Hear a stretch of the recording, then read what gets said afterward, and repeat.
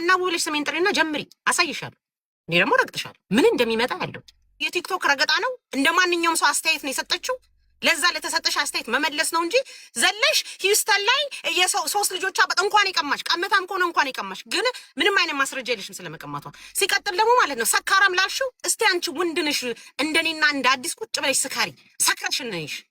በየትኛው አቅምሽ፣ በየትኛው ኮንፊደንስሽ፣ በየትኛው ችሎታሽ ትሰክሪያለሽ? ሰክረሽ አንቺ የኢትዮጵያን ሕዝብ ልታዋሪ? እኔ እኮ ጥምቢሬ ዞሮ እኮ ድብን ብዬ እኮ ነው አንድ ነገር ፖይንት ድሮፕ ሳላደርግ ሕዝብ አዋርቼ የምወጣው። ገባሽ አይደል?